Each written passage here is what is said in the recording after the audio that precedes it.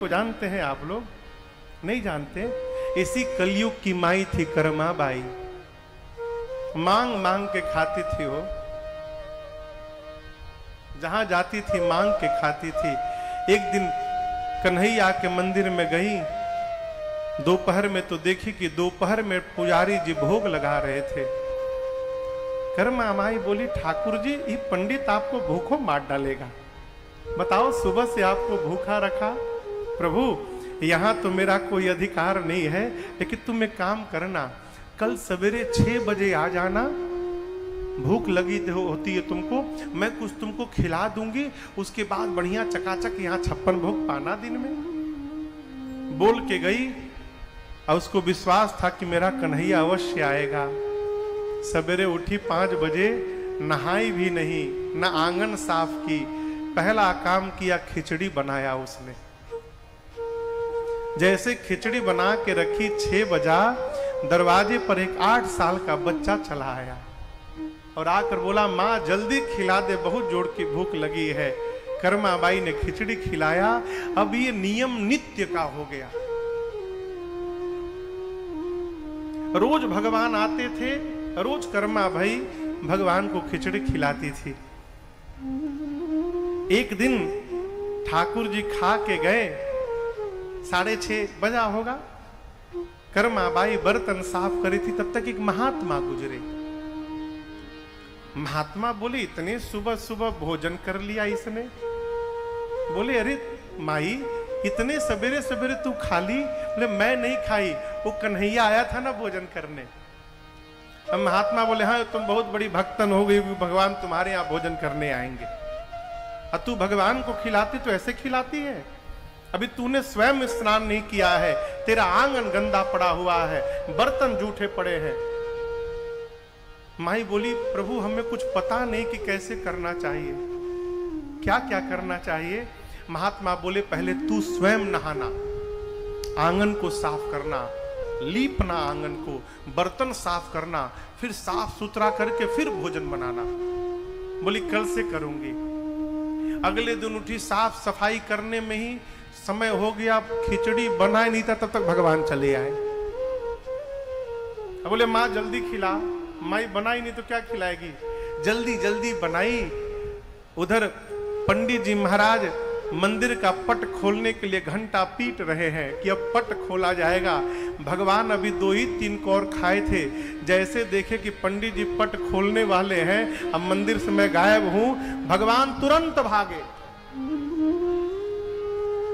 और आपको सत्य बताऊं माई बाप, जब पुजारी जी ने मंदिर का पट खोला न हो, तो ठाकुर जी के विग्रह में उनके दाहिने हाथ पर और भगवान के मुख पर खिचड़ी लगा हुआ था। मंदिर में पुजारी जी की मति घूम गई। रात को स्वप्न दिया भगवान ने पुजारी जी को, कहा किसी से कहिएगा मत, मैं नित्य कर्मा माई के पास खिचड़ी खाने जाता हूं।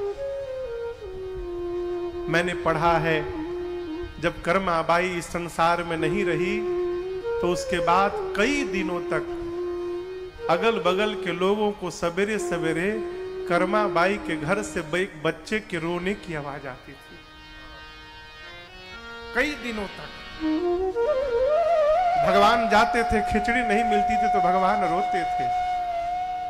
और वही खिचड़ी है कि आज भी श्री जगन्नाथपुरी में 56 भोग लगे चाहे न लगे, लेकिन जगन्नाथ भगवान को आज भी कर्मा बाई की खिचड़ी खिलाई जाती है और नित्य खिलाई जाती है। आपसे कहूं, एकादशी के दिन चावल छूना भी पाप है, खाना तो बहुत दूर। एकादशी के दिन ठाकुर जी की सेवा होती तो तिलक करके चावल नहीं लगाया जाता। केवल धरती पर एक स्थान है जहां एकादशी को भी कैद खाने में डाल दिया गया है, वो है जगन्नाथपुरी। एकादशी भगवान गए, जाकर जगन्नाथ से स्वामी से बोले कि आप खिचड़ी नहीं खाएंगे, चावल है। क्यों? मैं आया हूं, एकादशी हूं। भगवान ने कहा, तुम मेरी कर्मा माई की खिचड़ी छुड़वाने आए हो, डालो इसको जेल के भीतर। आप जाइएगा तो मंदिर के पीछे एक कारागार बनाया गया है और वहां एकादशी को उल्टा करके लटका के बंद किया गया।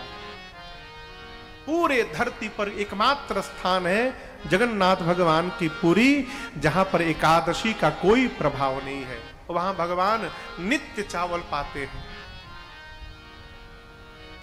अब बताओ, कर्मा बाई के लिए यदि रघुनाथ जी आ सकते हैं, कन्हैया आ सकते हैं, हमारे आपके लिए क्यों नहीं आ रहे माई बाप? कारण मैं बताता हूं। कर्मा ने जीवन में भगवान से कभी कुछ मांगा नहीं हो, लुटाती ही रही अपना। और याद रखिएगा, जहां मांग होती है वहां से प्रेम समाप्त हो जाता। यदि आप भगवान का दर्शन प्राप्त करना चाहते हैं, इस जन्म में नहीं, अगले जन्म में, उस जन्म में नहीं, उसके अगले जन्म में यदि प्राप्त करना चाहते हैं माई बाप, तो मांगना बंद कर दीजिए। क्यों? आपसे यदि कोई रोज आकर मांगे, आपको अच्छा लगेगा? आपको यदि रोज मांगा जाए तो आपको अच्छा नहीं लगता। हम भी रोज जिनसे मांगते हैं, इनको कैसा लगता होगा? जिसको प्रेम करते हैं उससे मांगते नहीं है माई बाप, वहां लुटाते हैं। आप भी लुटाइए, अपना मन इन पर लुटा दीजिए।